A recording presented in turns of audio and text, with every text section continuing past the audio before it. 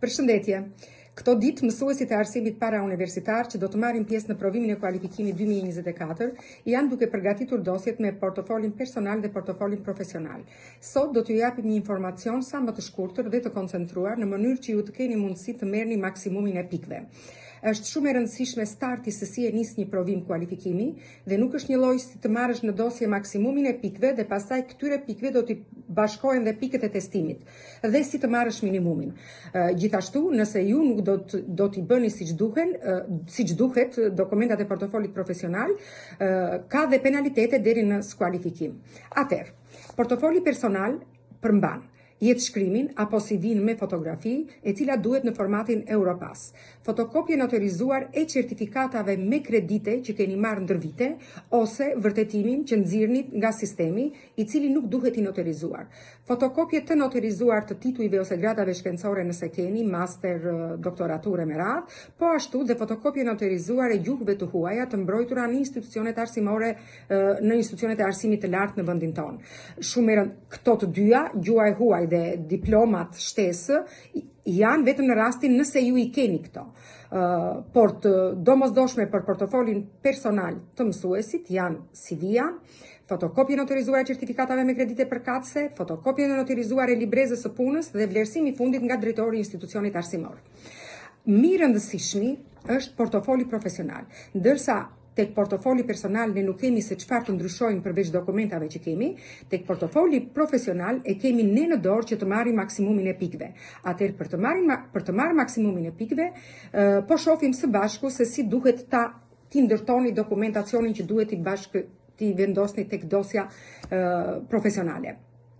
Dokumenti parë është plani një aktiviteti të një klase të caktuar ose të një grup klasash të organizuar nga kandidati përkatës, të cilin ju e keni realizuar gjatë vitit shkollor 2023-2024 dhe kjo duhet e shoqëruar me foto. Planifikimi një ore mësimi model apo ditari duke u bazuar në mësimdhënien me në qendër nxënësin sipas kurikulës me kompetenca. Pika e tretë është testi apo detyra përmbledhëse për një periudhë të caktuar sipas profilit përkatës për të cilin ju do të aplikoni për provimin e kualifikimit. Kjo e realizuar gjatë vitit të kualifikimit dhe e shoqëruar me një analizë të thjeshtë të rezultateve të arritura në një klasë të caktuar. Dhe pika tjetër është plani i një projekti kurikular të zhvilluar nga nxënësit e një klase të caktuar të shoqëruar me realizimin e tij me foto. Maksimumi pikëve që ju mund të merrni në portofolin profesional për këto 4 dokumenta është 15 pikë, por kujdes sepse minimumi është 4 pikë. Nëse ju nuk merrni vetëm një pikë nga njëri prej këtyre pikave që thamë sipër, A-ja, B-ja, C-ja dhe C-ja, ju skualifikoheni. Prandaj, patjetër duhet kapni minimumin e pikëve. Gjithashtu, tek portofoli vendosen dhe gjuhët e huaja të mbrojtura në Fakultetin e Gjuhëve të Huaja të Universitetit të Tiranës ose provime ndërkombëtare të njohura sipas akteve ligjore në fuqi. Nëse keni dhe diploma shtesë të ciklit të dytë master me 60 deri në 120 kredite, edhe këto vlerësohen me pikë shtesë, po ashtu dhe nëse keni diplomë të ciklit të tretë master ekzekutiv me 60 deri në 120 kredite që vlerësohet me pikë shtesë. Sigurisht nëse keni doktoraturë, edhe kjo ka vlerë, por doktoratura duhet jetë vetëm në fushën e mësuesisë. Nëse diploma juaj e masterit është si kriter për të punësuar, atëherë kjo diplomë nuk quhet diplomë shtesë dhe nuk merr pikë shtesë. Përpara se të dorëzoni portofolin profesional, siç e tham dhe pak më sipër, ju duhet të keni të qartë dhe mënyrën se si do të vlerësohet ky portofol. Dhe bëni një llogari me pikët tuaja, bëni një vlerësim të portofolit profesional vetë përpara se ta dorëzoni, në mënyrë që të dini se si do të jeni. Vlerësimi i portofolit profesional bëhet nga një komision i vlerësimit të portofolit, i ngritur nga titullari i zyrave vendore arsimore, sipas rrethave ku jeni, dhe vlerëson me pikë secilën dokument të portofolit profesional. Dhe siç e thash dhe pak më sipër, kandidati që nuk fiton vetëm një pikë nga ato dokumentat A, B, C dhe C, skualifikohet. Atëherë, ti shohim me radhë se si janë pikët.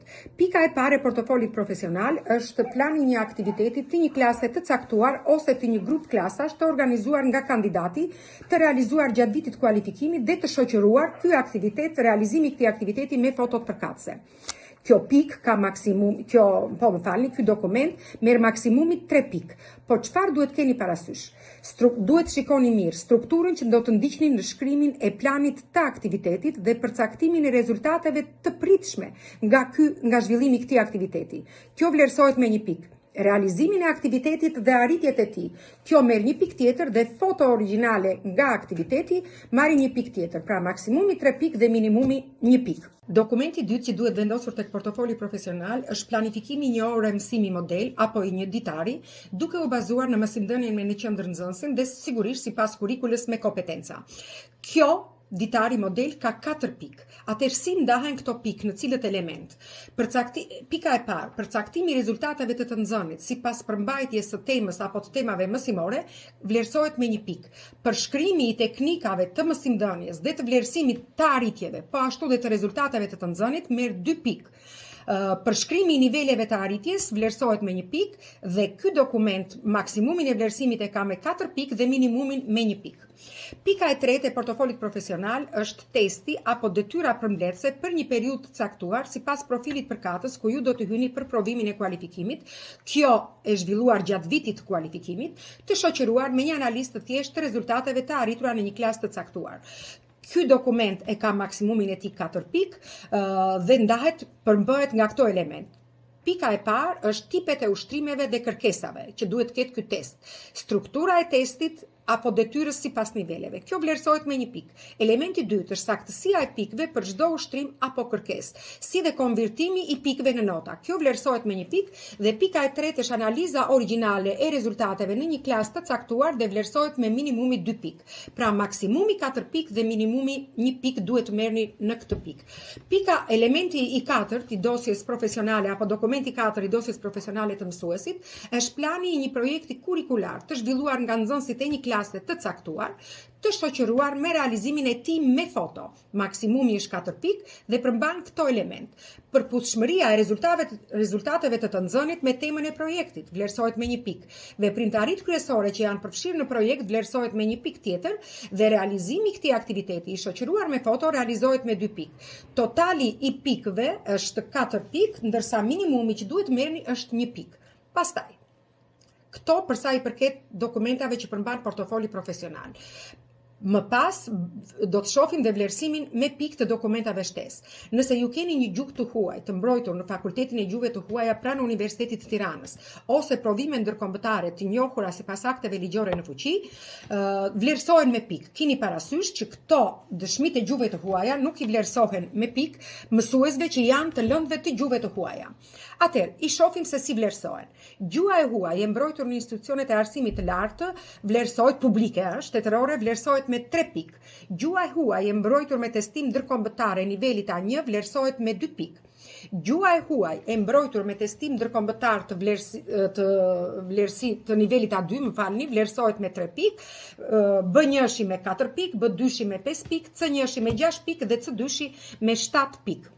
Si gjuhë e huaj edhe njëherë e mbrojtur, llogaritet edhe rasti kur gjuha e huaj është e mbrojtur në kuadër të përfundimeve të studimeve të larta të ciklit të dytë dhe janë brenda afatit të vlefshmërisë sipas legjislacionit përkatës. Pavarësisht se kandidati mund të ketë disa gjuhë të huaja të mbrojtura në këtë rubrikë, nuk mund të merrni më shumë se 7 pikë për gjuhët e huaja në vlerësimin e portofolit. Ndërsa në rast se kandidati ka mbrojtur një gjuhë të huaj, të njëjtin gjuhë të huaj në 2 institucione të ndryshme, do t'i llogariten pikët vetëm për një, sepse mund të mbrosh anglishten në shtet dhe anglishten me TOEFL për shembull. Pikët do të llogariten vetëm për një. Si vlerësohen diplomat shtesë në provimin e kualifikimit? Nëse keni një diplomë me 60 deri 90 kredite, ju do të merrni 6 pikë, por keni parasysh gjithmonë diplomat që nuk ju duhen si kriter për të punësuar. Nëse keni një diplomë me 120 kredite, do të merrni 7 pikë, dhe nëse keni një doktorat në fushën e arsimit, do të vlerësoheni me 8 pikë shtesë. Pasi të bëni një vlerësim të gjitha pikëve që ju keni, atëherë duhet të dini që kur dorëzoni portofolin ju keni dhe të drejtë ankimimi. Brenda 3 ditëve nga vlerësimi i portofolit, kandidati ka të drejtë të kryejë ankimim me shkrim për rivlerësim tek titullari i zyrës vendore arsimore. Por brenda 3 ditëve pasi ju merrni përgjigjen e pikëve që ju është vlerësuar portofoli profesional.